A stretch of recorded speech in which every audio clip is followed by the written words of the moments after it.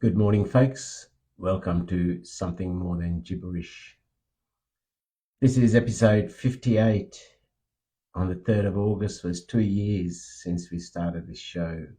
And Gemini Fox and I did the first episode on the 3rd of August 2023. And today I am privileged to feature again in a very short period of time Adaeze Nwankwo from Nigeria. Would have been possibly about 3 episodes ago, 55, I featured this lady, and we had so much to talk about that could not get through everything about her. So I scheduled this second episode to elicit more about this lady. She is the author of this book, The Replica of My Mother's Relic by Adaeze Nwankwo. I am halfway through this book and I've got to say it's phenomenal. Just wait for Adaeze to come in the room. Hi, Caroline. Welcome to the room. What I like about Adaeze is that through her work, she builds bridges between the personal and the collective, carrying both a sense of warmth of home and the strength of truth. A very authentic soul, very simple, very honest, very down to earth, and quite selfless in her mindset, which is why I probably align with her in this world of creative writing. So Adaeze, as soon as I see you in the room, let's get this excuse me, show on the road. And actually, I'll just share it with her so that she can see the link. Sometimes I find lately that I don't necessarily see people's lives on the icons up the top, that they are live. So yes, I'm amazed at where this show has gone since we started well over 2 years ago. So Adaeze, I see you're in the room. Do you want to put in a request and I'll drag you up? Here she. Hello. Hello. It just seems like yesterday we had your first feature. That was 6 weeks ago. So welcome back to the show. Yeah, I'm excited to be here again. Well, we got How so are much to you talk about. today? We I got so have a little cold. we got a lot to talk about. Last time we couldn't get through a lot of it. I got to say, congratulations on this book. I am halfway through this, and each piece. The reason it's been a slow journey is because I find myself rereading each piece multiple times, just so that I can fully digest the power of your message in there. Some of the foreign words, obviously, I'm limited to English, so some of the foreign words stump me a bit, but such is life. But that's just a reflection of my limitation and my handicap, right? So not a It's good. reflection. I think, yeah, books should make us check out words, should make us ask questions. So it's a good thing. You just want to make me work my keep, right? Work for my keep. Yes, you Now, should. how how have you been?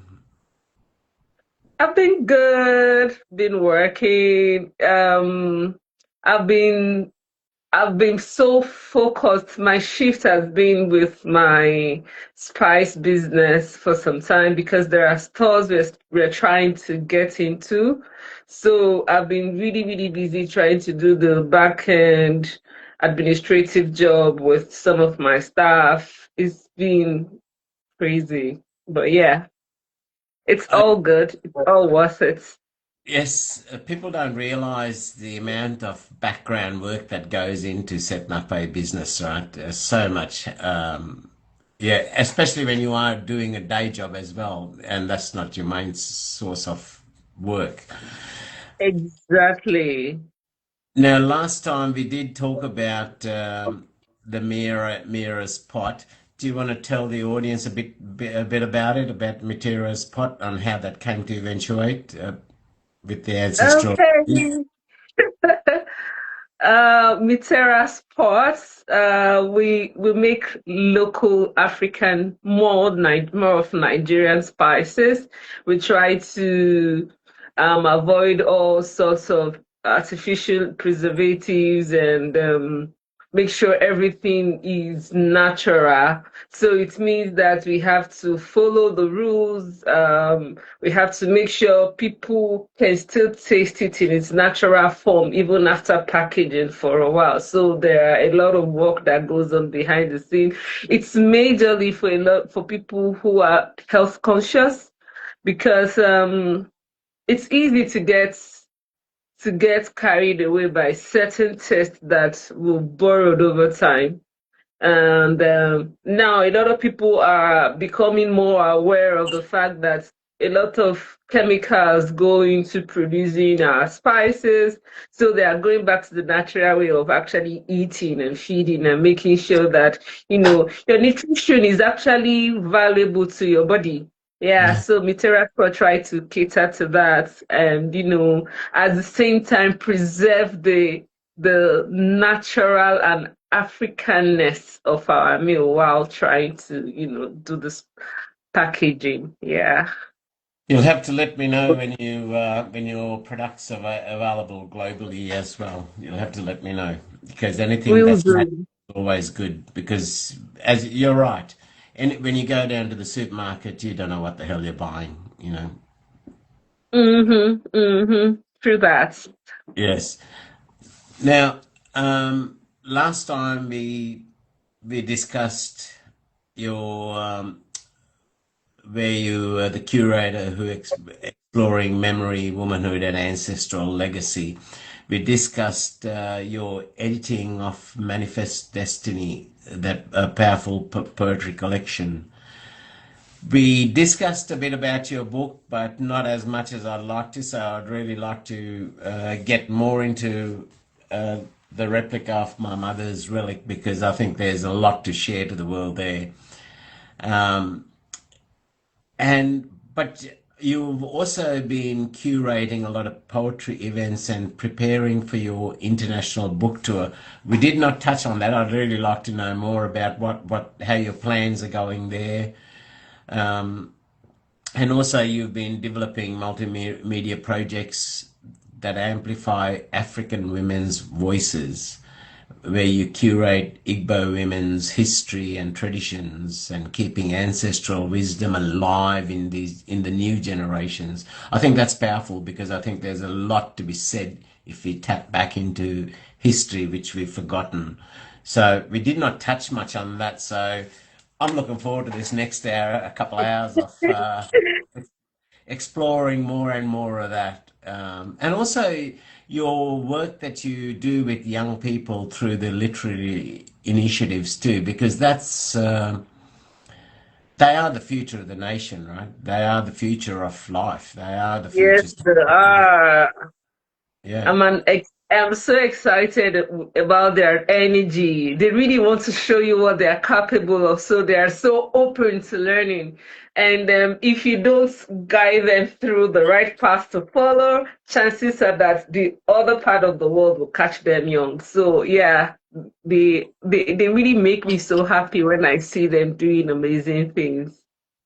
They also they grew up well very different to the era where when I was a child where I didn't have the internet and so forth. I didn't have smartphones, and it's a very the very concept of bullying is very different to when I was growing up to now. When somebody Mm, wanted to bully me or to denigrate me or harm me in any way, they had to be in my presence. Now somebody can do it from the other end of the world, which is it's way dangerous. yes.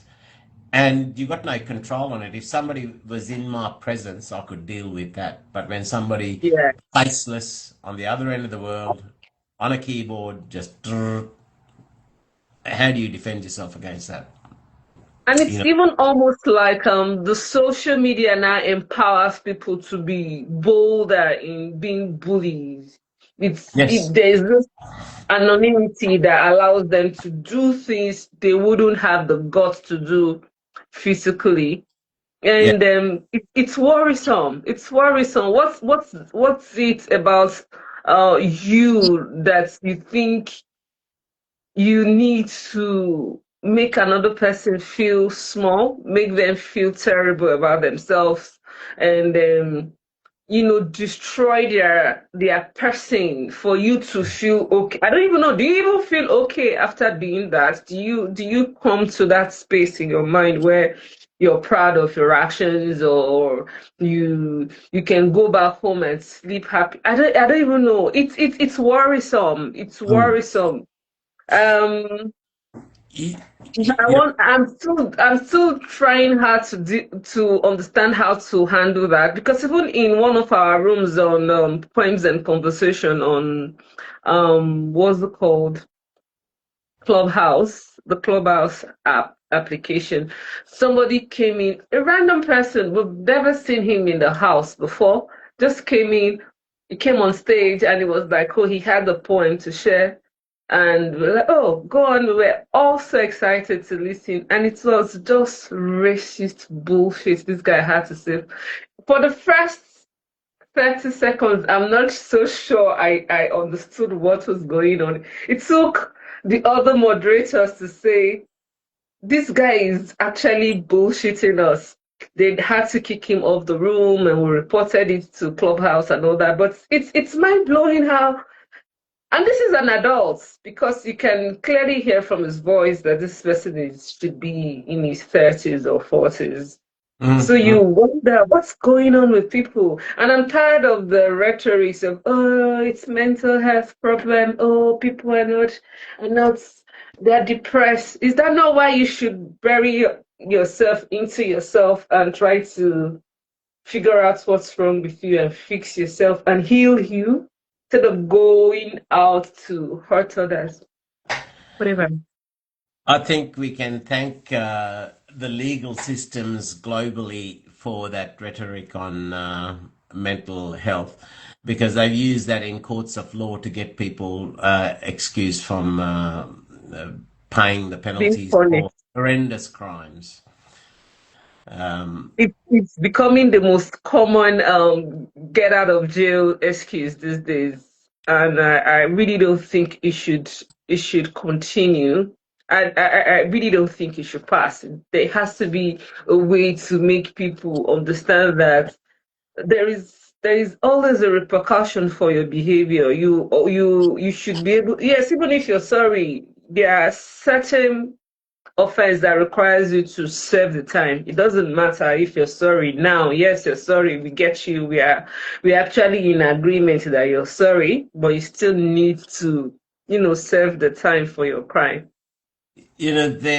you see so many pedophiles holding very prominent positions, and they Um, walk scot-free with no penalties on mental health issues, but yet their mental health doesn't stop them from holding very prominent offices, even the law, even legal officers, law officers in law enforcement. There's Gorgeous. politicians, there's teachers, there's, oh my goodness, the list goes on.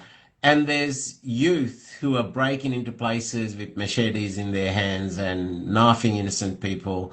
And they're excused on number one being a juvenile and number two, mental health issues. Seriously, if you need to break into a place and harm innocent people while they sleep with knives, well, there's not exactly too much wrong with you other than you're just an asshole. Yeah, you took your time to get a weapon. You took your time to walk to the place of the crime. You took your time to sometimes even search out for the targets. You took your time. Some even take the time to do research on the persons and no. So I don't know. As regards the pedophile, there's this disturbing trend that's I'm worried about. It's almost as if the society has come to a consensus that it's okay to let them go. It's Mm. fine to, I don't know, it's fine to not punish, to not give them the same measure of hurts that they've inflicted on the victim. And you have the same society when parents are called for engendering their infants. You are quick to punish the parents when it could be something as silly as having the kids stay home while you work, but because you cannot afford a nanny, they have to stay home by themselves. And you're punishing them for being poor. You're Mm. literally telling a parent that your your financial status is what we are holding you responsible for, not because you've not done your best to keep them out of harm's way. Forgetting that we now live in a society that is so individualistic. Unlike while we were growing up, you could leave your kids with your neighbors, you could leave your kids with, there's always someone around to help with your children. Unlike now, where it's all man on his own. You have to fend for yourself. You have to worry to feed your kids or send them to school where everything, every 1 hour spent extra outside the school time is going to cost you more as a parent. So Yeah. you're punishing parents for wanting to be able to provide for their kids. But when you see the real monsters, the Mm. real evildoers, you happily and gladly make excuse for the. I don't know. Yeah. It's tiring at this point. You I made don't a know. key point before too. Social media really promotes the negative as well, the negative rhetoric as well.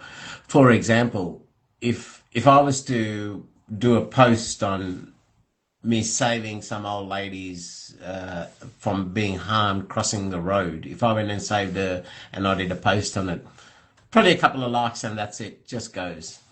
But if I post a Mhm. video of me going and doing some crime or something negative, my goodness, the amount of comments and the amount of likes and the response to that is far greater than if I went and did something good, which is True, sad. true, true. It's almost like horror cells, evil cells, corruption cells. People don't want to acknowledge that we are the ones amplifying the evil. And I've even seen situations where people really want to reenact what they've seen again and again on social media. They really want to be the hero. So Yep. they go commit the crime and then try to save the same victim that you just caused harm.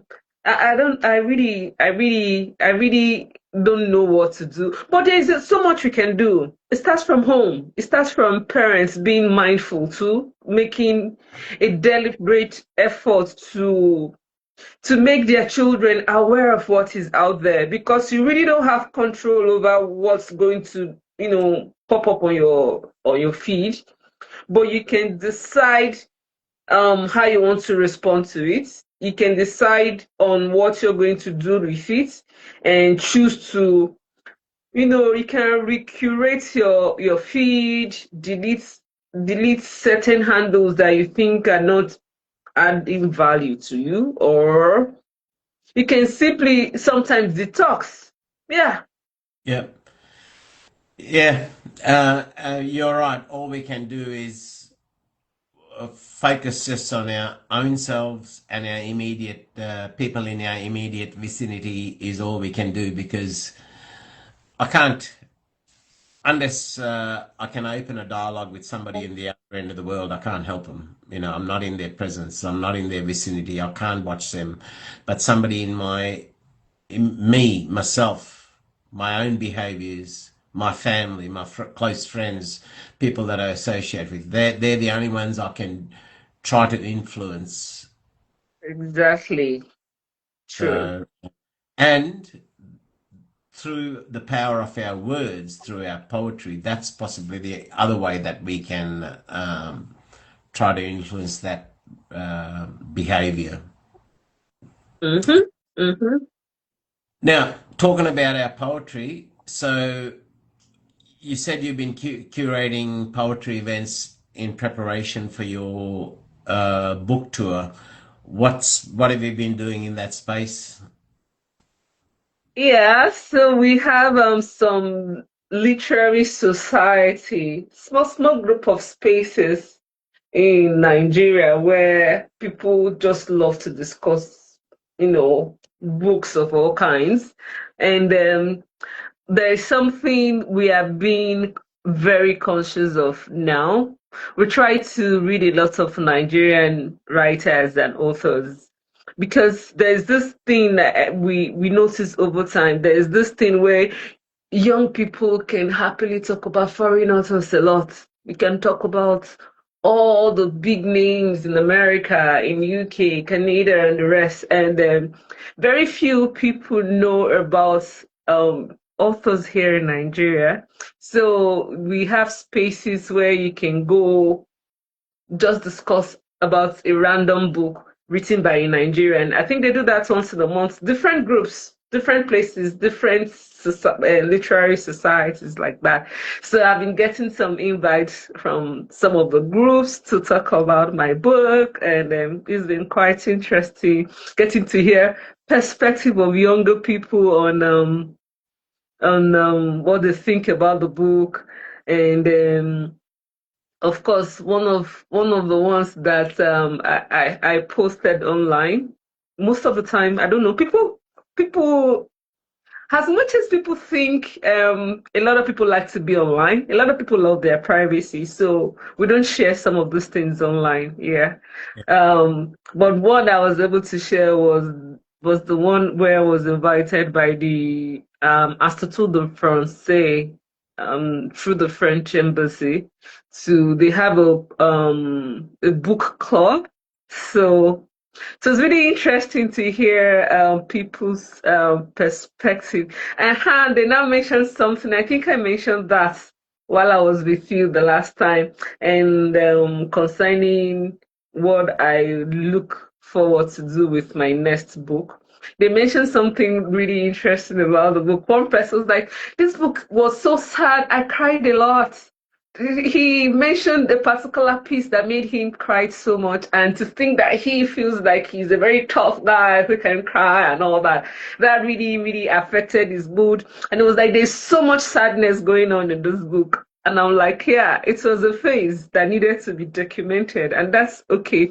But don't worry, I'm no longer writing. Oh, yeah, I still write about my sadness, things that still gets me gloomy, but it's not something I'm sharing out there. Instead, I'm being deliberate in curating my happiness and things that excite me, the things that gives me joy. And I was like, don't worry, my next my next collection will be all about the beautiful and happy experiences. And I was like, do you need to see a few poems that had happy moments? Like, yeah, there were so few that the sadness was too overwhelming for him to enjoy the happy ones. Like, oh, it's okay. We sometimes it's okay for us to experience and what others are experiencing through reading. Yeah. I can relate to the gentleman who shed tears reading some. I know some of the pieces, especially I'm only halfway through the book, especially the ones on abusive and or sexual neglect and things like that. The some of them are very heart wrenching. They ripped my heart out. I felt so empty. I was choking up deep. And the what I do like is even on the pieces that talk of sadness and hard passages in life. you seem to still be able to get a positive spin on it, and that's very good. To me, that's a powerful message to say that it doesn't matter how unfair life can be, there is that light at the end of the tunnel. There is that light that can be elicited from that event. Does that make Yes, sense? very true. Yeah, because yeah, you can either allow your sad experience to break you and keep you there, or you can let it shape you, remold you, and push you forward. Because within that pain, there is a lesson. There is a moment of hope. If you Mm. choose to hang on to it, it's hard. It's always difficult to get yourself through that. Maybe because then again, I'm quite good at compartmentalizing whatever is going on with me. I can tell myself this phase is over, and then grab grab whatever I want to grab out of it and move on. And but I try to teach people, even young people, when I tell them to write about their experience, even when I do poetry workshop, I try to teach them how to find. There's always light there. If there's a restaurant here in Abuja. It's called the Dark Room. There is no light, nothing. You don't get to even see your menu. So you can order things randomly. They could give you, say, 1 to 10 things on the menu and tell you, okay, for today we have 5 menus. Choose one for desserts, choose three for main dish, choose. So whatever they serve you is what you're going to eat.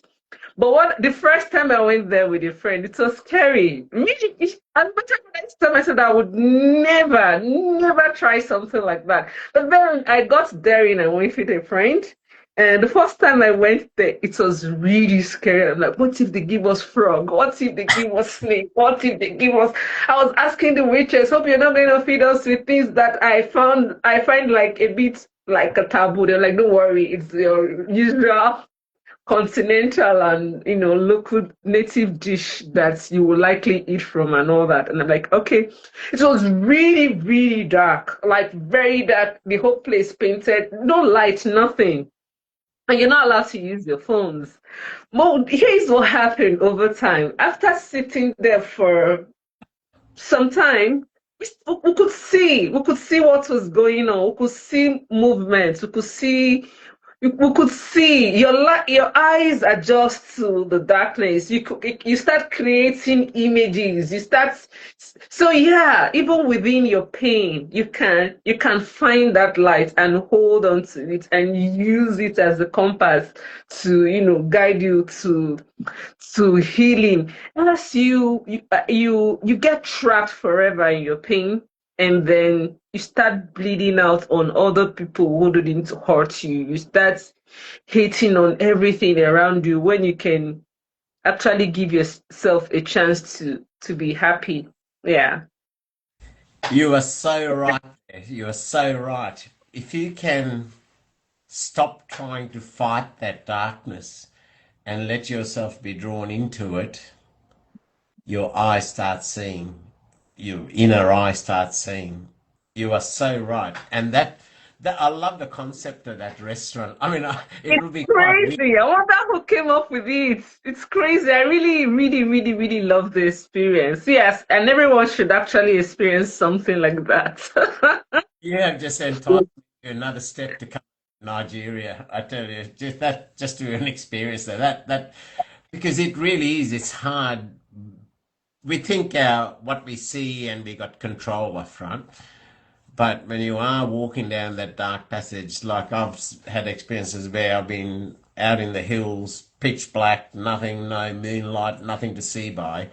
It's just, you can hardly see past your nose. And yeah, but to sit there and eat where you're ingesting something into your body in that darkness, that'll be quite an experience, and an experience in trusting in the chef as well, right, as to what they're putting on your plate. Yeah. Yes, trusting that you wouldn't be harmed, trusting that you would be you'll be safe. Yeah, it's hard for someone like me to actually do, but I did it and I loved it.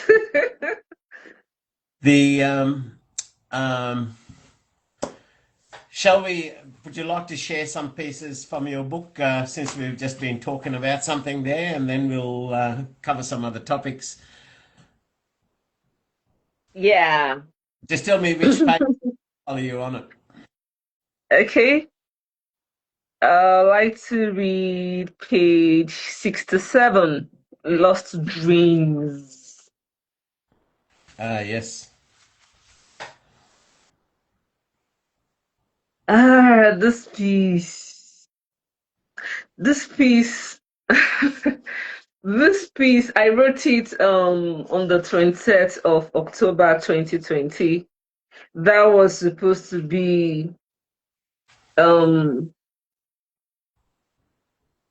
Nigerian youths had been on the streets from all over the country protesting against there's a special anti-robbery squad in the police division that are supposed to be fighting criminals, yeah?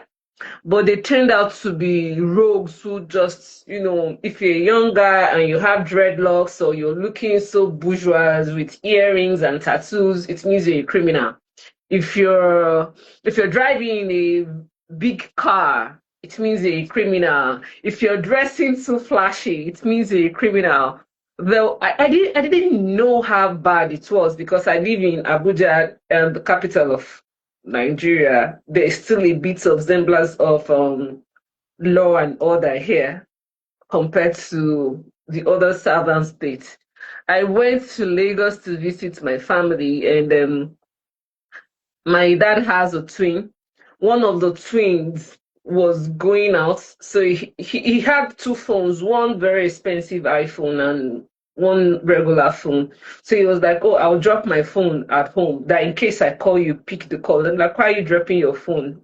It's a mobile phone. You should move around with it." And he was like, "No, no, no, no, no, no. If the police stops me on the road, they will need me to bribe them to be able to release my phone back to me." And I'm like, "Oh, it's a thing. Like, is that serious?" They're like, "Yeah." So you dress casually if you don't want them to target you. You dress in such a way that they don't notice you, they don't give attention. And I'm like, "What? I never knew it was this serious."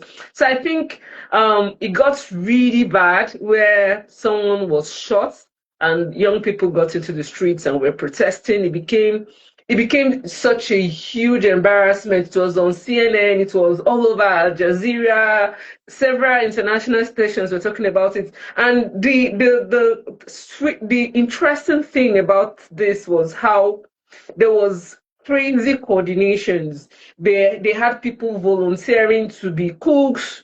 They had lawyers volunteering to represent protesters that were arrested by the police. They had social media managers, people, a lot of people were just volunteering in different capacity. That it was mind-blowing to see young people come together and create a sub-economy because people were volunteering money both home and abroad. People, then one of the things they did that really blew my mind was coming up with an emergency number that you could call within the national space. We don't have that in Nigeria. We don't have like your regular 911 119 that you call. We don't have that in Nigeria. Some states try to come up with numbers you can call, but with each administration the number changes. But to see within a space of few weeks, young people could create a number that you could call internationally. Like, if you get arrested, call this number. If you need food supply, call this number. If you need drugs, they had doctors, they had medics, they had cars, they had, like, they were really running a country within a country. That really, really blew my mind until this 20th of October, where while protesting, they sent in soldiers in the middle of the night to gun down the young people. And that actually it shattered my it shat I couldn't imagine that there is a world somewhere where you kill your young people for protesting that your police kill us, your security actually treat us like dirt. So Mm. you kill them for. I still, it's still one of those things that I don't like to talk about. Even on Twitter, each time they do the memorial, I don't like to participate in it because it was hard for me. I had to actually go to therapy to deal with that phase of my life because I know that if I don't do that, I would never be able to move forward. I'm going to just get stuck in that memory for a very long time. So yeah, I wrote this for those young people and their dreams of having a same country that got lost. Here's a dirge to lost dreams, to pains unfelt, to hope never found. Here is to shattered dreams, to wishes unknown, prayers unanswered. We look to the sky for help, to the one whose wishes we live by, who strings the earth to submission and make the will of mortals his. He couldn't save us. We look to the earth for breath, to the one whose cover hides our fear, clad in our pain and shame, who teaches our final moments are not done until we succumb to our weary souls. But she was nowhere to be found. We look to our idols for guidance, asking that they remind us whose children we were, begging that their truth stay the same, their spirit uncorrupt and demanding justice. These gods we made have become the messengers of the ones we abhor. I will say goodbye to your dream unbirthed, leaving behind the history of our fallen heroes, rewriting our past so the future never see the loss we bore. We shall sing of the light that came for a moment and disappeared in our most desperate times. We shall pour over the loss of time, our union fused into a single purpose of desire. When our unity painted the blood of our peers as the only sign of our covenant, it broke off at the declaration of the harbinger. We shall say to the future, we fell and lost our ways, we broke and became unglued, we became bent and no more connected in purpose, dreams, and courage. But we shall remember we came, we tried, and we shall be back. Here is a dirge to lost dreams. Oh well, that is uh, that is a powerful piece, but having the narrative on what the inspiration behind that piece adds so much more light to it. My goodness. Um, yes, it's never an excuse to chop a beautiful tree while it's just growing, and to see these youth who's doing something for their community, for the betterment of the community, for the betterment of life, for the betterment of their environment, for the people, and to be able to penalized for doing that, there is no excuse. There And would never be an excuse. Never. It would never make sense to me. but you put that in powerful words, and I'm so glad that I was able to feature you on the show and get the narrative behind that, because now that gives me so much more meaning. Yeah, yeah. That is. And and to think on the same day that that was happening, my godson was being birthed. So it's a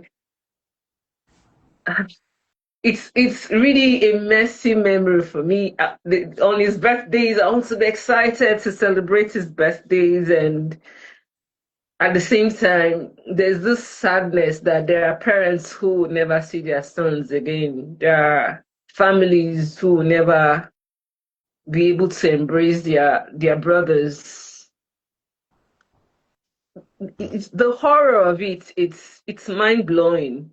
Mm, How much can you hate your youth that you're willing to use them as a scapegoat mm, to show a force of, I don't know, you want to, a force of strength that nobody should dare. It's a democracy, for God's sake. This is not the military dictatorship. When we had military dictatorship, they wouldn't kill randomly like this. So you have young people on the street. They wouldn't. Most they will do is, use tear gas to disperse people, not shoot. I, it's crazy. But then it just shows you how there's this thing behind my mind where I feel a bit of guilt for these young people because the administration that did this person used to be a military person, and he came out to say, "Oh, I'm a repentant Democrat, vote for me." And people who experienced him as a military head, of course, most of us were not born. Those who experienced him as a military head were telling a lot of younger people like us, like, "Oh, do not, this person was really mean as a dictator. You don't think that he will suddenly change simply because he's going to be wearing a civilian clothes now." And you hear some of us saying, "Oh, no, don't worry. He can't be as bad as the current government. We want to change. We want this." And then this person comes in and he's worse than the change you were crying for. And then he actually then shows you what makes him a military man. And you're like, did we actually use our vote to buy the death of our young ones? Did we sit down in our stupidity as young people to actually put in, sign off our own death certificate by walking the street to go vote for this? It's there's still a part of me that tries to make sense of these whole thing, and mm. I can't find the answer yet. I'm still searching for answer. It's hard. The mind, my mind cannot even fathom in my wildest dreams. Excuse me. These kids were doing something for the betterment of the community and themselves and the people for no profit, for nothing, no gain, and to be cut down for that. That's horrendous. No game. You can search high and low, but you wouldn't find any sense of justifiable reason for that. How much of your ego can be on the line that you're willing to kill just to? I mean, what's with the ego thing? What exactly? Address their problems. If they're saying the police, they are maltreating us. The police is treating us like we are criminals. Why not call the heads of the police unit and find a better way to reform the unit? I still don't want to. I still don't want to agree that there is a world where people's ego can be that big, that huge, that you're willing to gun down your young. How? Everything, everything really stems around people's egos, isn't it? Every war, everything, every misfortune, every war, every crime. It's all generally all all stems from people's egos, right? Yeah, and there is a lesson too for us to, when people tell you who they are the first time, believe them. You because it is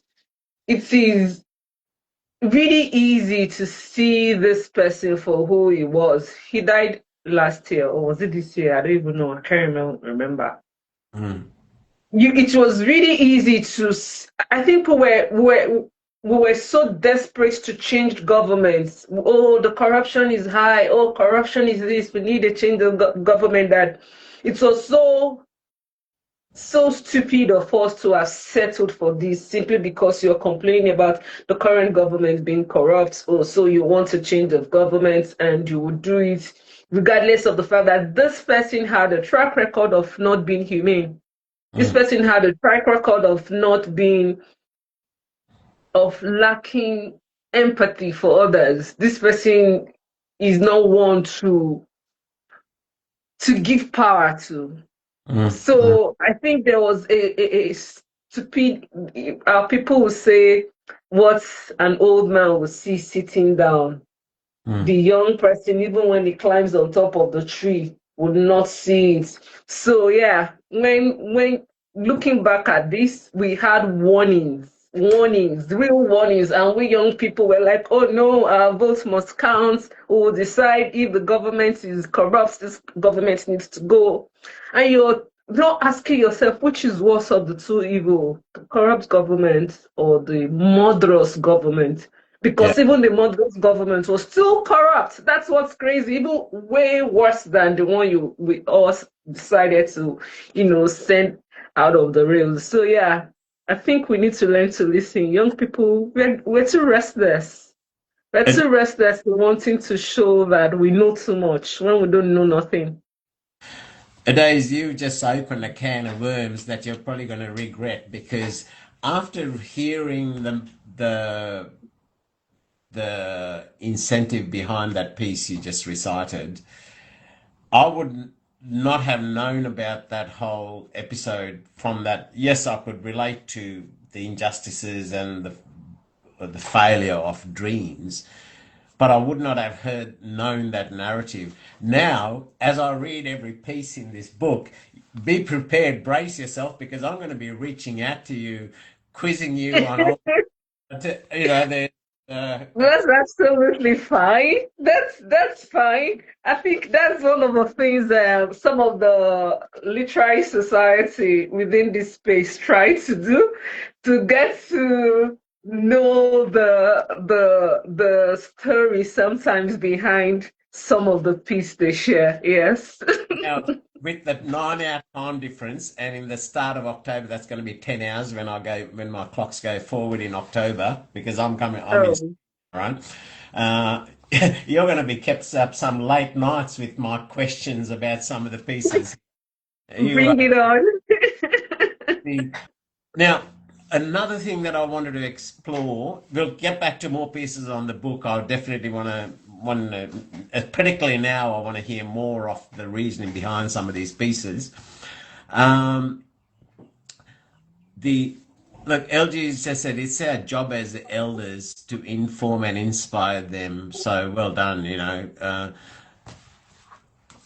the LG is after the link to your book. So feel free to post it in the comments, the link to your book if you've got it handy. Otherwise, LG, I shall send it to you. Oh, it's probably on a day. A day, the link is on your My bio. bio. Yep, Yes. Replica of my mother's relic on Amazon or Barnes& and Noble. yep. So, LG, you would love it. I'm only halfway through this book, and it's slow going because I find I'm rereading and rereading each piece many times just to absorb things. So, yeah, you'll love it. Um, Now, Adaeze, you do a lot in the background in terms of you've got projects going on that amplify African women's voices. Firstly, for my ignorance, Igbo women, is that the reference to African women, or is that a particular group of women? Oh, Igbo is an ethnic group in Nigeria, in Right. the southeast of Nigeria. By the way, Nigeria has over 220 languages Wow. and more than, yes, and more than 300 ethnic group, yeah? But there are three major ethnic groups. And I really don't like I really don't like saying there are three major ethnic group. Who decides what ethnic group is major and what ethnic group is minor? Even though we use numbers, but who is to say a number should determine? Because when I listen to other people from other ethnic group and they talk about these things, how we don't give them attention enough, and we sum everybody from the southeast and south as Igbo, and they are not Igbos. Our languages are not even the same. I Mm. don't understand them. They don't understand me.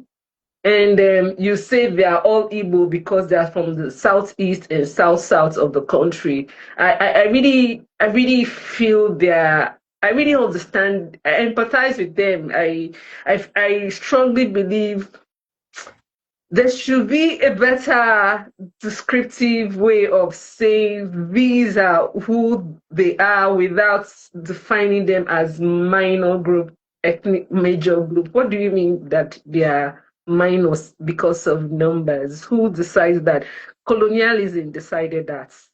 It was Mm. colonial because there was prior to colonialism, they were just who they were. They were Calabars, they were Efik, they were Ijos, they were whatever it was that they were until colonialism came and decided that they were not just Efik or Ijo or Calabars or this. They now became minority in a country. So I I struggle with trying to describe the Nigerian space because it's way more diverse than what I can explain to people. If you're not within the space, it's hard to actually give you a true picture of what to expect. Because you know what's interesting? If you're from the north, some of them don't even know that the people from the east are not all Igbos. They imagine that everyone who is from the southeast is an Igbo person. If you're from south, you're an Igbo person, as long as you're not a northerner, which is very disheartening because you're within a system and you don't know what's even happening within your own system. So how do you now expect somebody who is not within the system to, Yeah. understand this? Yeah, it's really sad. And same with those in the southeast. They don't even know people in the north are not all Hausas and Fulanis, that there are Kanuris and Nupes and other people whose language and culture and experience is totally different from what they see on social media or on TV. Mm. Yeah. So when I talk about the Igbo women, I'm talking about the specific people from the five major states in the southeast: Imo State, Anambra State, Abia State, Enugu State, and Ebonyi. Then there are Igbo women in certain parchments of some states like Delta State, Edo State, Yeah. Kogi State, Rivers State. And you know what's interesting? There is always a drama when we talk about the Igbo people in those other states that are not within the other five first states that I mentioned. Because as a result of politics, then of course after the war, after the civil war that we had, there is there is a deliberate effort to erase the identity of these people, and we define them simply as South Southerners, but they are not South Southerners. They are Igbo people who actually live there. That you've carved a state um, out of where they reside to, attach them to other ethnic group does not necessarily mean that they stop being Igbos. So Mm. There's always a drama online when you see people argue and say, no, they can't be Igbo because they're from Edo. Edo people are Benin. And I'm like, but that's not true. Even Benin people are not, even all Edo people are not Benin. There are some people that are Ishans. What do you say about those that are Ishans? Then then you have those themselves who are, for instance, from Delta states, who I think as a result of the war and the political stigmatization of what it means to be Igbo people are strong-headed. So they tell you they are not Igbos Yeah. because they want political acceptance. And it's understandable. And because it's survival, I tell people, you see Igbo people get mad at those Igbo people from Delta states who say, oh, I'm not Igbo. And you get mad at them. And I'm like, don't be mad at them. They're trying to survive. You're not them. You don't know their experience. You didn't live with them. You didn't have to go through what they experienced as Igbos in Delta. So you don't know for a fact that you would have done better if you were in their shoes. So yeah, the Igbo women are I like to say one of the most powerful and vocal people within the Nigerian space. And they're Wow. stubborn, they're very strong-headed. Yes. Note to self. Do I'm Igbo women because I'll be in trouble because most people will say that listening to your description, they'll say that I must have some Igbo in me because I'm sort of quite hard-headed and stubborn and quite vocal. So Your description is how they describe some people who are not Igbos. The moment you're strong-headed, they always say, oh, why are you behaving like an Igbo person? There is always that thing where if you act very tough and strong-headed, the people describe you like, why are you behaving like an Igbo person? Why are you not cool-headed? Yeah, so yes, you are an Igbo. good Lord. Now tell me, with 200 over 220 languages or dialects through there, is there a common language for that people can converse through? Like, English. I think it's about the only beauty of colonialism.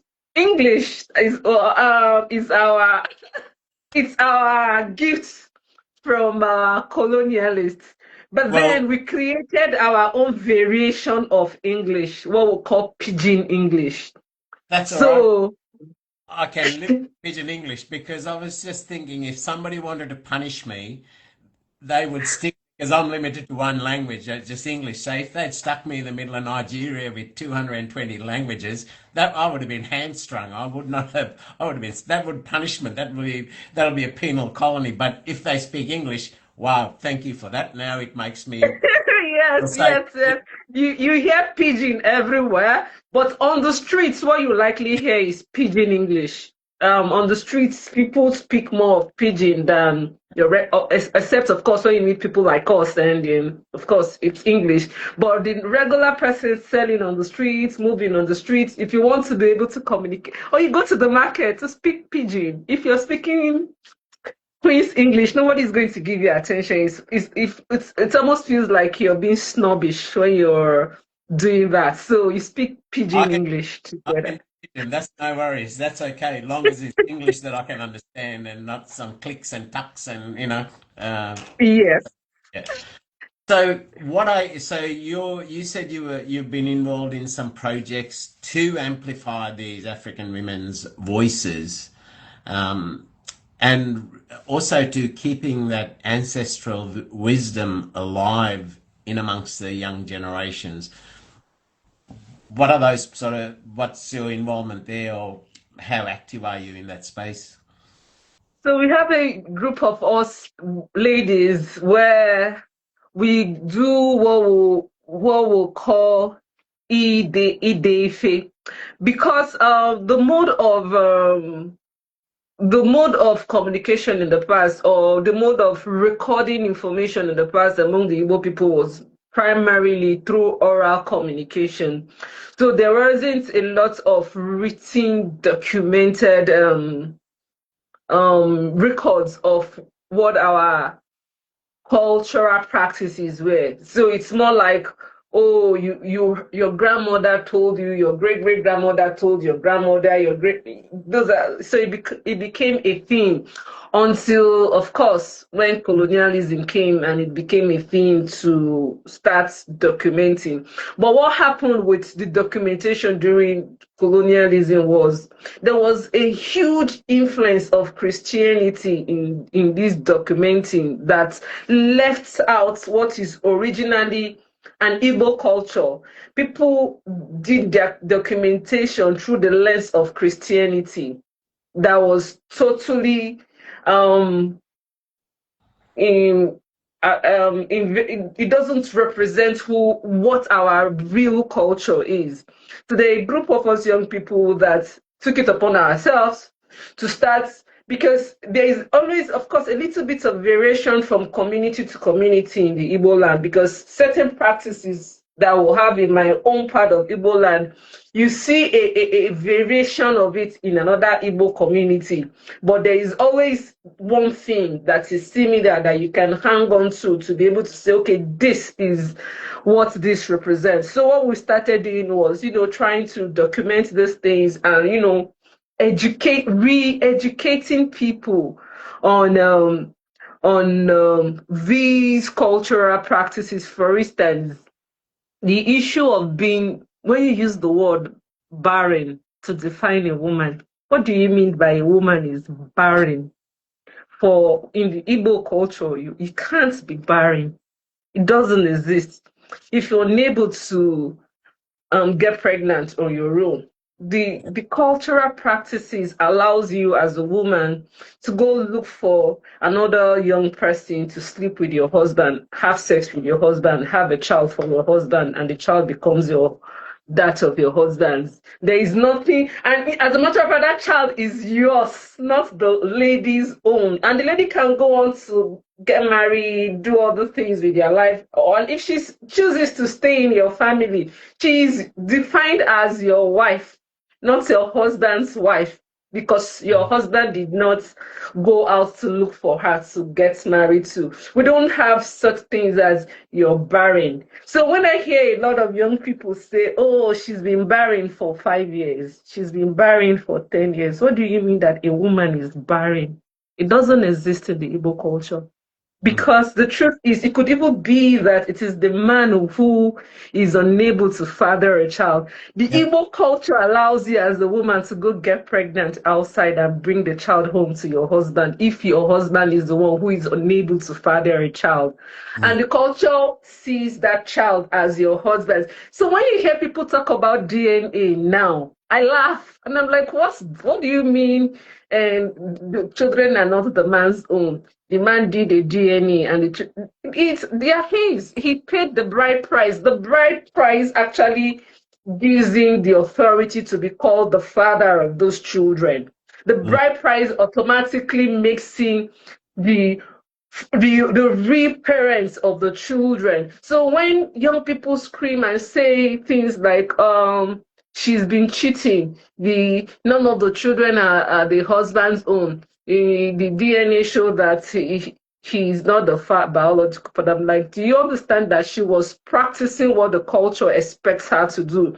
You don't go tell the world that, oh, my husband is impotent, he's unable to father a child. You don't do that. If you keep trying and your husband is unable to father a child, you can actually go out there, get pregnant, and bring the child home. She's simply doing what the culture expects her to do. But to our modern thinking, it's such a taboo that should never happen. As a matter of fact, you hear people talk on social media about how a lot of women are promiscuous these days, how all the children are not the man's own, how especially first and second children in the marriage is not the man's own. There's nothing like that in our original Igbo culture. The Igbo culture says it is your child as long as he paid for the bride price.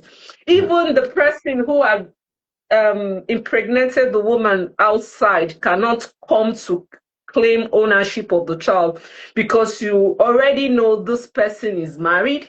You already know that this person has a bride price on her, which means that covering gives authority to the person who had, paid the bride price on her.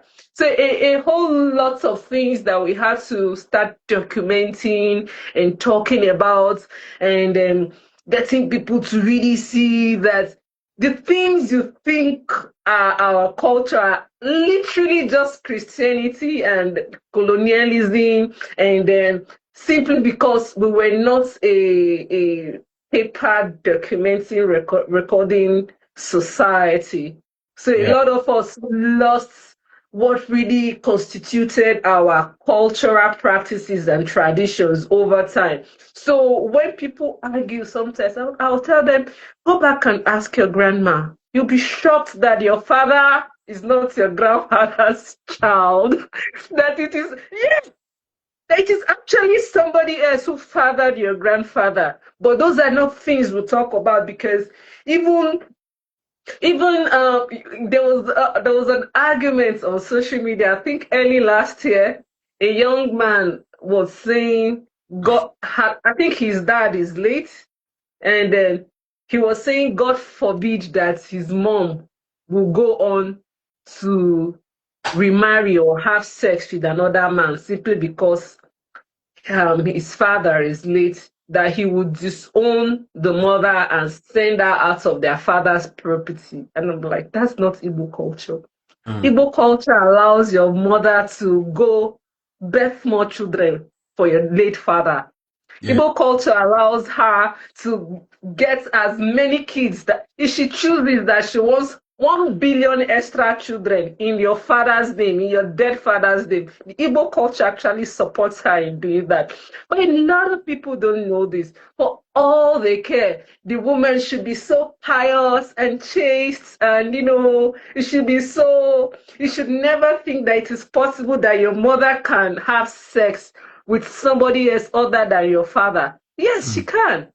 The Mm. culture actually understands that she is human. Your dad is late, dead and gone. Yes. So if she decides that she wants to have sex with somebody who is not your dead father, she can do that. And if she decides that, okay, while having sex, she's going to have another child and put it in your father's name. Yes, the Igbo Mm. culture actually supports that. But those are the things that we need to start talking about more, educating people more about. Now, of course, it's a choice. Do you want to do it? Is this something you're looking forward to do? Is this something that you're permitted to do? Then now it's up to you, but I will, raise our nose and say it is taboo. No, it's not a taboo. That is actually our tradition. You're Mm. allowed to, do these things.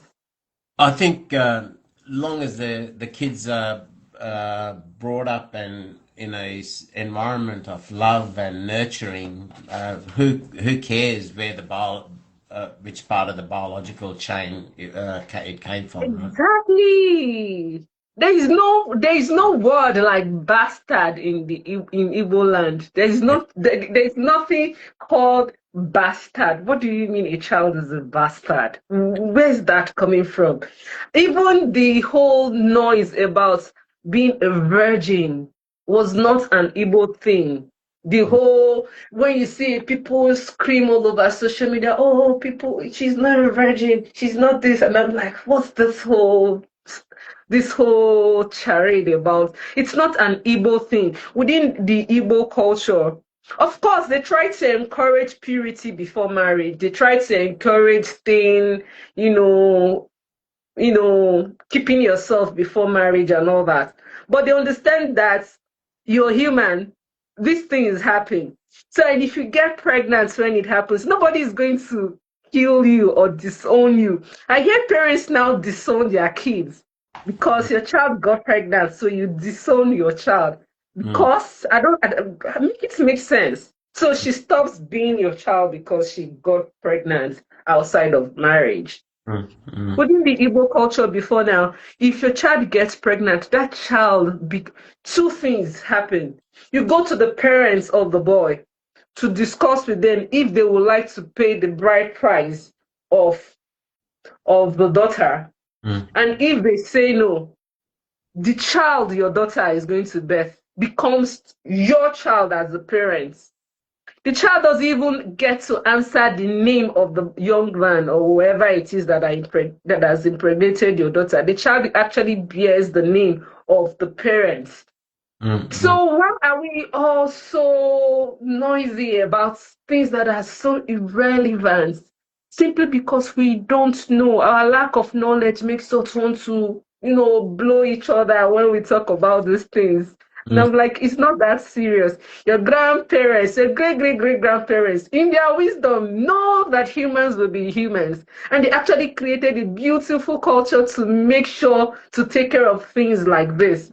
But look at you people. In your ignorance, you're disrespecting yourself and just seeing the sacredness of life. Can you make life that you sit down and it's really sad because there's this bad rap they give to single mothers within the Nigerian space, especially on Twitter, that saddens me so much. It was not a thing in the past. It was not a thing where you guys make snobbish and derogatory remarks about single mothers. It was never a thing. You don't even get to hear the word single mother because that child always belongs to somebody. It belongs to either the woman's parents or it belongs to the woman herself if she is rich and she decides that she wants to have the child bear her name. Yeah. Well, I myself brought up two stepkids who were from my ex-wife's previous marriage. They were young, 2.5 and 4, and I did not. I brought them up exactly like my own, with no sort of inhibitions. Doesn't change anything just because they're not your biological kids. Shall we get into? Exactly. We've been going for an hour and a quarter, literally. So shall we spend the next 30, 40 minutes Oh, on pieces on this? okay. Um, Let me read page 94. 94. Oops, my.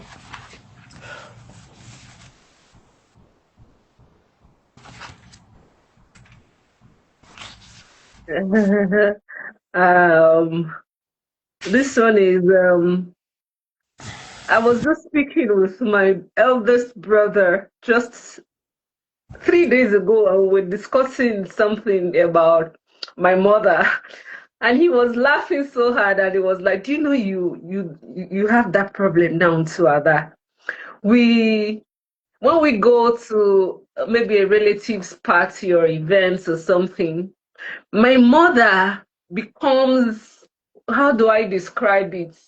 She takes charge of everything. She wants to organize the food, the cooking, the serving to the guests. She wants to make sure everything is working hard and blah, blah, blah, blah, blah, blah, blah. And then we were talking about one of my cousin's events where I was in, and I was sitting very quietly. I chose to sit down as a guest, and one of my other cousins came to me to say, "And are you okay?" And I'm like, "Yeah, I'm okay. What's up?" So like, "Have you just seated like your? This is so unlike you. Very, very unlike you. What's going on?" And I'm like, "I don't understand. What do you mean is unlike me?"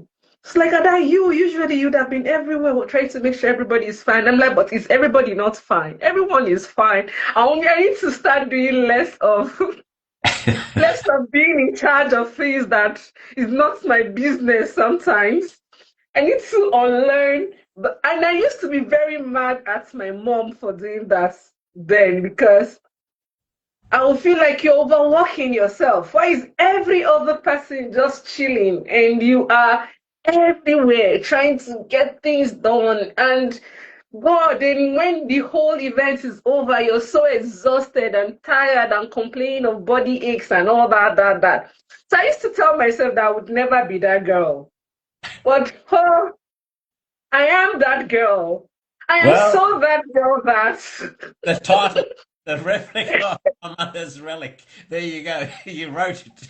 it's crazy that me choosing to be silent and just sitting like a regular guest turned out to be something that people will be asking me, Ada, you okay? My auntie even called me when I got home, like, Ada, I noticed today you're not yourself. I said, what do you mean, like I was not myself? So you just sat down so quietly and all that. You weren't, and I'm like, Auntie, I'm not getting any younger. She said, no, Ada, something is wrong with you. You need to come and tell me what. But there is nothing wrong. I think I'm just trying to step back from being involved with so many things. So yeah, this is me, me seeing the part of me that is so like my mother, where I used to say maybe she doesn't like to tell us about her experience. Why is she not talking about her experience? And this particular one was because I didn't tell my brothers a lot of things that happened after my parents separated. And one day when I opened up and shared a part of it, because I'm still not able to share all of the things I experienced with them. Then I opened up and shared a part of it. My eldest brother actually told me that, there were things about my mother I didn't know until she died too. And I'm like, yeah, I'm aware. There were things about her I didn't know until she died. So this is about that. I've become like my mother, the forbidden pages of me. There are chapters of me I forbid to read. There are layers of me I fear unlayering because they are mixed in magic potions concocted to keep me bound. They are laced with ignorance of my will to use and build me. They are the poison of fear that threatened my essence. They were the introduction to my first real life. There are solos of me I dare not sing. They are mined with stanzas turned from pain. They are composed with so much bars, highlighting the crescendo of each lonely walk, refraining this performance, giving without audience, chorused by the minors. There are histories of me I dare not tell. They are dated in times my memory repressed, clocked in decades I'll never travel, centuried into future I wish dead, archived into events only scrollers can curate. That's a very profound way. Like again, knowing you are going to be getting a lot of, you'll be getting a lot of messages from me to clarify things because, again, reading that piece and knowing the history behind that about how much like your mum you are. That's yeah, beautifully. You've done it in a very profound uh, way and not identified or not tied to the event because the reader can read that piece and relate that in many ways to their own life. So that's a really good style of reading it because now I'm got the benefit of being able to read that piece, understand your perspective and your incentive for writing that piece, but then it doesn't stop me from relating it to aspects of me. True. Yeah, we all have aspects of us, memories in the past that we would never be able to share with people. There are certain experiences that no matter how much you try, you can um, you can try to share them with strangers. I think I find it easier to actually share them with strangers than it is to share them strangers that I would never come across ever. Maybe there was a time I was on a train traveling somewhere and I got talking with a stranger. And when I got to my hotel, I realized that I told him so much that he became like a therapist. I told him I poured out so much that I wouldn't have shared with anybody or any soul. I think we all have pieces of us that we're going to just take with us to the grave. And Like when my mom died, there were a lot of things we got to find out about her childhood, her her parents, and who we thought was our grandfather wasn't really our. Yeah, this discussion we are having about kids being, you can go have a child from somewhere and who cares? The person we thought was our grandfather wasn't our grandfather. It was actually someone else who was our grandfather and all that. So a lot of things started making sense to me. A lot of things, a lot of events I witnessed around her started making a lot of sense to me. Like, oh, so this happened, that happened. Yeah. So this was actually a thing. So yeah, there are a lot of things that we would never be able to share. mm, And somehow I think the beauty of being an author is that you can put them to writing. I used to write stories a lot when I was little. I used to have a cartoon book while I was in secondary school, and I used to write stories about certain things that my classmates would read and they'll be so excited. The next day they will come, they'll be like, "Ada, please give me your book. I want to continue from where I stopped." For them, it was stories, yeah. mm. But for me, it's a certain kind of experience. Yeah, that's the beauty about being an author. You can somehow get away with sharing your experience without necessarily spilling what you don't want to spill for people to know. Lord help me, there's plenty of forbidden pages in my life that I've so, uh, what's next? Which one do you feel like reading next? No, this is like, Okay, uh, page 24. Wish upon a Saturday. I love this because uh, when I moved to Abuja, my one-on-one day rapport with my mom was Saturday mornings. She used to call me in the mornings for us to, catch up on what's happening. I used to know things happening at home more than my brothers who were at home, simply because there is always so much she needs to tell me what happened here, who did what, who's getting married, whose child traveled out, who did this and that. There's so much. And when I tell my brothers, they'll be like, but they didn't know that happened. I'm like, you live with your mother, go and ask her. Yeah, so Saturdays was our catching up day. Then when she passed on, Saturdays became really hard. As a matter of fact, I forgot there's this thing where you repress memory. I forgot she wasn't there to pick her calls, and I would call her when it's time. I would mm, just dial her number because it was an habit. I will call and I'll now realize, oh, who are you calling? Who is at the other end that you're going to be, speaking with? So it took a while for me to adjust my Saturday mornings and realize that she's no longer there for you to call and have conversations with her anymore. So mm. yeah, this is in honor of her Saturdays. Wish upon a Saturday. I wish upon a Saturday when my sleep was lazy and my thoughts peaceful. I wish upon those Saturdays her voice was my speed and her care my heaven. I wish upon those Saturdays when her sound makes merry and her tone keeps me cherry.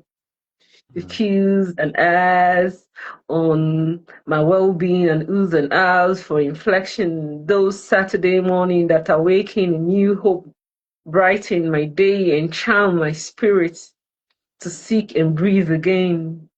With Saturday laughter to calm and ease my broken self. I wish upon those Saturday that you infer in my nancies and provide me comfort to rest my feeble thought.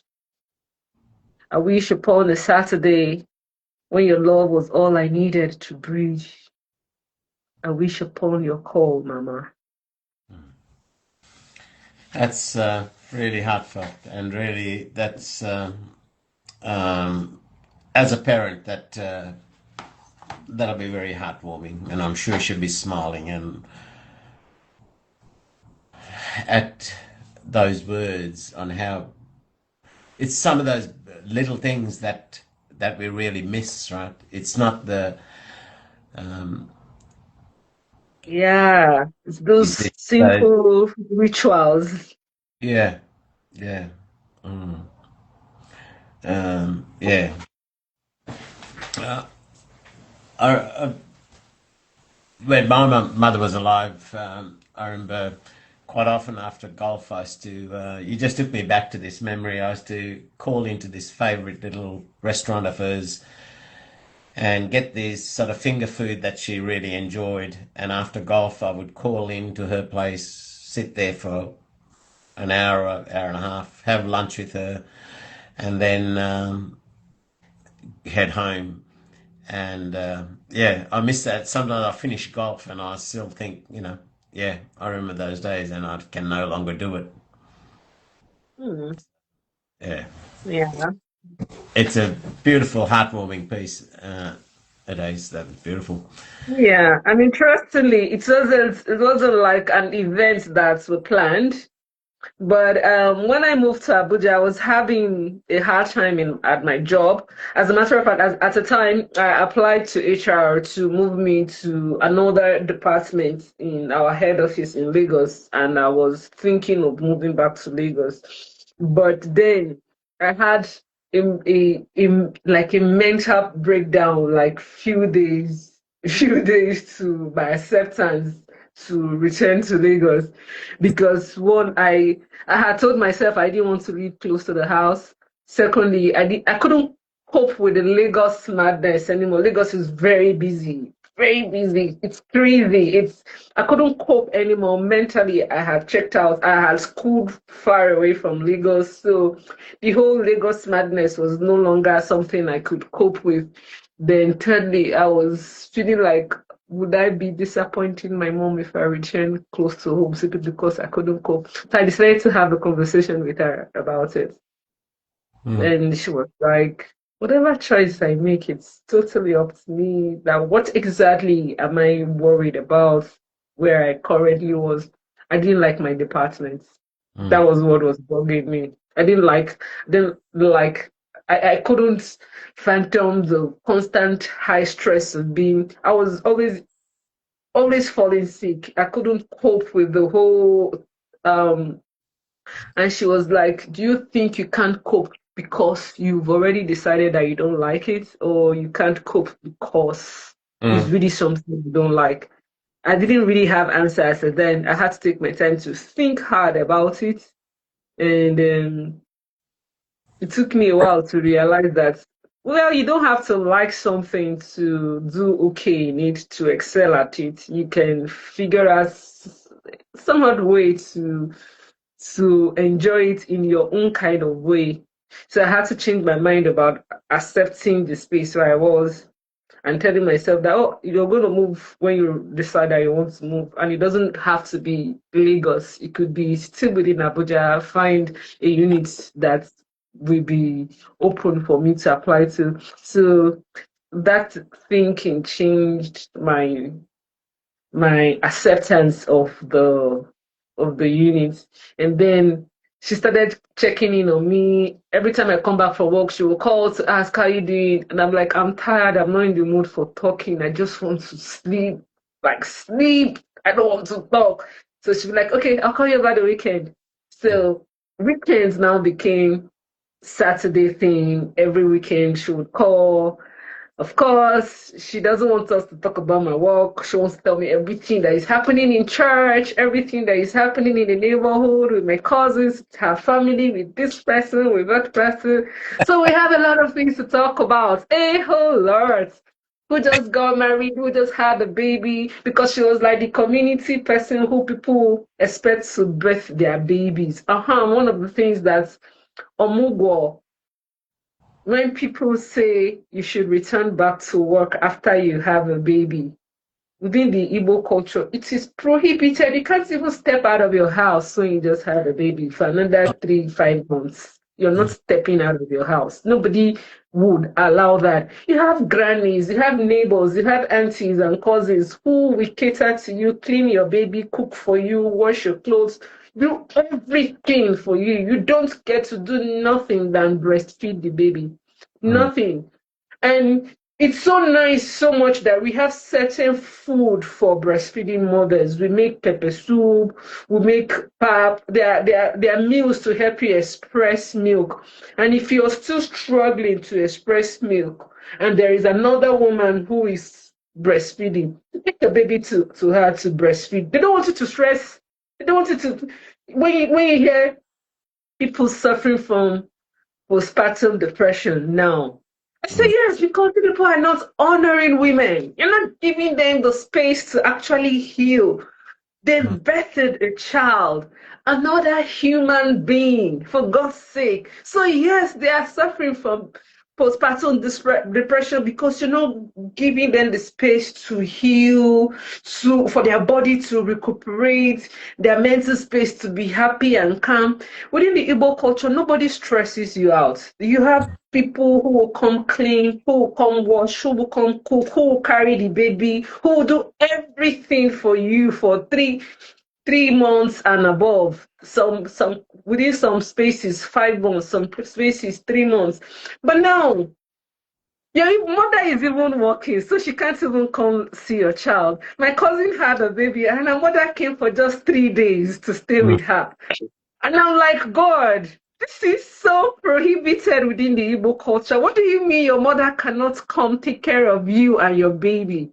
We have a word for it, omugo, to hold and cater for. So your mother will come and take care of you and your child. And now you can't even get your mother to show up because the mother is doing white collar job and she can't get 2 days of her work to come take care of her dear daughter and grandchild. So it's mind blowing what we call it development, but while we are developing, are we losing the essence of things that really matter to us? Are we throwing away the values that shape us as a society and as a community? So when I hear even a lot of women, I think one of my branches, she's in Canada now, said something. One of our colleagues had a baby. When she resumed, she couldn't cope. And I think her mom came to speak with her to allow her more time to be able to, for her to be able to get over it, that she was suffering from postpartum. And my branch head made a very annoying casual talk like, what do you mean that she's suffering from postpartum? But didn't she carry her own baby and resume work after a few weeks and blah, blah, blah, blah, blah? And I'm like, no, that you did it doesn't mean that is the right thing to be done. Did it doesn't mean that we are expected to make it a norm. It's not okay. Birthing a child, as according to certain science, has been shown to be the second most painful experience after being burnt alive.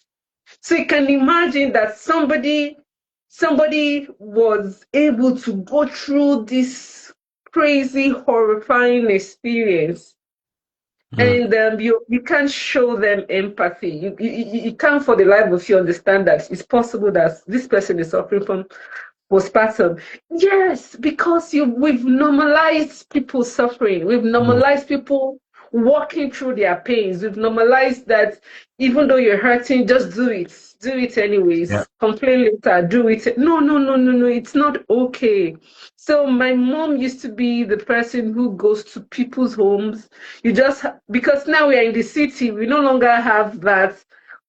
We used to say it takes a village to raise a child. Yeah, we no longer have that village in that sense of it because everybody is busy working. Everybody is now doing a white collar job, blue collar job. So that village feeling essence is being lost. So my mom takes it upon herself to, within the community, she goes to your home. If you've just had your child, at least for the next 2 weeks, she will make it her responsibility to come bathe your baby in the mornings and in the evening. And she comes with pepper soup. She makes the food that mothers are supposed to have when you just have a baby. So she every morning. So we are always busy each time there is a new baby in the community. Oh my goodness, it means there is no breathing space for me because she needs you to come with her to the market to go buy things to cook for the baby, for the woman.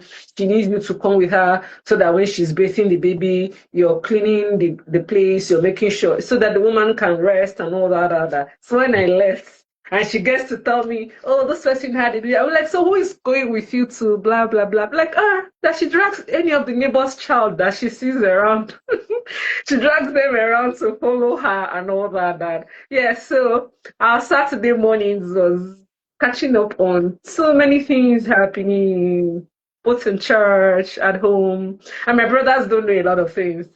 They get surprised when I tell them certain things that are happening. They'll be like, but I don't know this. Like, yeah, that's a you problem, not a me problem. Yeah. I love your sister. Yeah. um, we've probably got time for probably one, maybe two more, because we've got to end it before the 2 hour mark. Otherwise, I end up losing half um, the end bit of the audio. We've been going for 1 hour 36 minutes, so we've got about 15 minutes or so that we can probably squeeze two pieces in. But Okay. Adaeze, it's been amazing, and thanks for enlightening. Well, I certainly have enjoyed learning about the cultural backgrounds in Nigeria, and the very concept of over 200 sort of languages alone in a nation like that. That's phenomenal. I've really enjoyed that. Learning and learning about what's accepted within the Igbo culture as well, because it's quite alien, and once you understand what happens in their lives makes sense. True. Very true.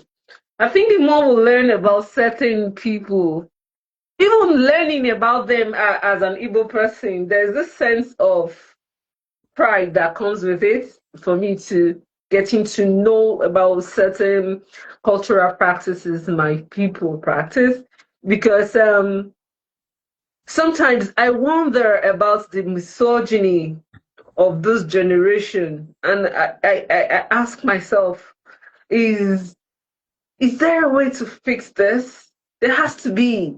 So it's the reason why people, my group of friends, the women in my group do what we do to curate these things and document them and teach people because there has to be more to us than what the Igbo people didn't come to exist after colonialism. We existed before colonialism. So there has to be something about us that we can hold on to, we can recreate because Mm. a lot of those practices are dying. Yeah. So there has to be something we can do to, rebirth them and make them part and parcel of who we are again. Yeah. So it's why we do what we do. It's why I enjoy doing it. It's why I like learning because there's really so much that I too get to learn about, and I'm blown away. Like I'm blown away. And certain things, when I hear about them, it explains to me why I'm strong-headed. It Yeah. makes sense to me why I can't accept certain things. Like I'm like, oh yeah, it makes sense. My ancestors are like this. That was why I'm unable to accept it when so person did so thing to me sometime back. Now it makes sense. So yeah, there's this sense of pride of even knowing. Yeah, Yeah. yeah. Well, it's we probably have time for one piece and a chat about it. So, what's your closing? What's your favorite piece in this book? My favorite piece. Oh, It's unfair. my favorite piece Unfair. would be You wrote them. You would probably be would be creating my own tag. That is what birthed the replica of my mother's relic. which page was that? Page 20. 20. Yes, creating my own tag. I love this piece because it's actually a representation of the women before my mother. When I learned about my mother's mom, my grandmother, I didn't get to meet her. I only met my father's mother, my grandmom from my paternal side. When I learned about my grandma from my maternal side and about her exploits, there's Mm. this happiness that came. There's this excitement even when I visit her village and people point to me to say, "Ah, one Chizo, I'm Chizo's daughter." They're like, "Oh, one Chizo." Then they start talking about my grandma. There's this pride that comes with knowing that I'm her grandchild. Like this woman birthed a woman like my mother who now birthed me. So I see certain traces of my mom in me. And when I hear people talk about her, I see certain traces of my grandma in my mother. Yeah. I Yeah. think DNA can be such a strong and powerful thing that is interestingly coded into our genes without our permission. Yeah. I did enjoy this piece when I read it. Yeah, great piece to close off on. Yeah, very nice. Yeah, this is called creating my own tag. This tag I wear, proud, sure, cocky, and arrogant, has become my finely earned crown. Set and so fiercely and graciously like a goddess who has conquered her galaxy. This sticker gums to my name to run off my essence, to clear away the many threads of wings and courage of my forebears. Inked into my gene through decades of silent screams immolated by the revelation. I am not your modern girl. I am the replica of my mother's relic, the unfolding story of centuries of a truth, caged, forged, and submerged in history of censored and broken spirits. I am the fire in a vision, risen from ashes of her buried dreams. I am the today creating a new path for her fruits, that the womb may dance in fulfillment and rejoice at my death. I baptize myself in the name of my mothers, in whose tongue I am named, for our progenitors to bear the cross that we might resurrect into light and truth. For our ancestors who through their silence teach our wings to glide in wind so fierce, who became and become. To her we owe our wings. May history be kind to you. I take back my charm from men, scoffing off this body marked off to gag my view. I adorn my soul with purpose, walking to inherit the throne of my heritage. When men call my name, may it be the one who has become the cause her ancestors were. Let my name be mentioned in chronicles of the earth bearer, like Mama, who dared the gods demanding that her daughter be the first of her lineage to split like unwanted dry wood, yet breed healing to her children, to make splinters the tiara. Let me be mentioned among the litany of nature tenders who have questioned the cage ringed round their neck by society, even as they stood alone, unbacked, yet undeterred. When the world call me, my name shall be the voice of the soil. Ise. By the way, Ise in Igbo means we agree. Yeah, We agree. yes. It's of course we now Christianized it. We now use it as Amen, but it's not actually Amen. So Yeah, in church, you can actually hear people pray now. So you say, but it's not a Christian thing. yeah.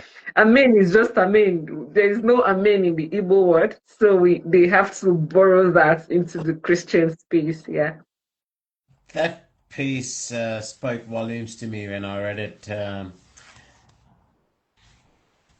we choose the soul chooses its experience in each life, right? And we choose the parents, we choose the lineage that we to inherit the traits that what we need to experience, the lessons we need to experience in this life. And I think giving credit and honoring that lineage, like I met many beautiful people in this world, but there's nobody that I would rather have had as my parents than my mother and father. They gave me what I needed. Yeah, Through yeah, through my father, I have got this strong sense of justice which drives me. Through my mother, I've inherited the trait of being able to love at a great depth. And I see both of them in me, who I am today, in how I think, how I feel, how I deal with life, my responses to life events. I see both of them in me, and honoring that, yeah. and that honors it. Like I think the whole title of the book, the replica of my mother's relic, it's beautiful, and that piece is a fitting piece for the title. It's It is absolutely. Even when I used to run the open mics and used to send pieces to be read, I used to enjoy, like reading your pieces. And now, having been blessed with your book and being able to read it and featuring you again for a second time on this show, it's been certainly an enjoyable chat and really enjoying getting to know more of you and also the Nigerian culture, because many of us are quite ignorant to it, right? Because it wasn't accessible for so long in terms of visiting, and so it was a very to most of us, other than the privileged few, we could only Mm-hmm. Yeah. read. That's it. So hearing it firsthand from you through these two features has been enlightening and encouraging. Makes me want to visit. Really does. Um, it's well, I am always driven by not the commercial places, not what's in vogue, not what's in fashion. I where I get drawn to is where I go to visit and to get to know and to learn off. And thank you for enlightening everything. And thank you for agreeing to come on a second time and share so much of. Thanks for having me again. I really enjoyed my session with you. Oh, of course, I always enjoy, even when I'm not the one on the stage. I love listening to you, just discuss with your guests on the show. You have a way of making them bring the very best of gist to us. So yeah, I really, really enjoy it. Thank you, thank you. It's this. I realized I started this on the 3rd of August 2023. So I've been going for over 2 years now, and I've been privileged to have Huge. amazing guests. You know. Uh, Awesome. oh, which reminds me. So the 19th of December. I'm going. Normally, the last show for the year, I make it the Goodbye 2024 or Goodbye 2023. And what I do is I try to. In 2023, I invited people who are with Gemini and I had featured through the year, and we brought them up two at a time, just share a few words, bid everybody for the festive season, share a poem and a bit of quick chat, and managed to get most whoever could come to the room. So this year I'm planning ahead because last year, unfortunately, I had some internet issues, and also everybody had a lot of things on. It was too very close to Christmas. So this year, the 19th of December will be the final show, and I'm going to make that the Goodbye Yeah, I'm 2025. excited about that already. So that date free, and love to have you come here and share share a piece and have a chat, and say goodbye to the year and get ready for the That was festival. super cool. That'll be awesome. Again, folks, thank you very much to everybody who has come in and out of the room and participated through your comments. Your comments and your support is really valuable in helping our featured guests to give more of them. And Adaeze, you certainly gave so much insight into what drives you. And I enjoyed the laughs too of, I'm still laughing at your brother saying about you being so much like your mum running around taking control. Although I've never met you in person and I haven't met your mother, I can almost see that, and I'm still laughing at that. Thank you for the laughs, the heartfelt discussions, and then there's the other half of me that still cannot believe how the forces came and shut down the youth for creating something good for the community. I mean,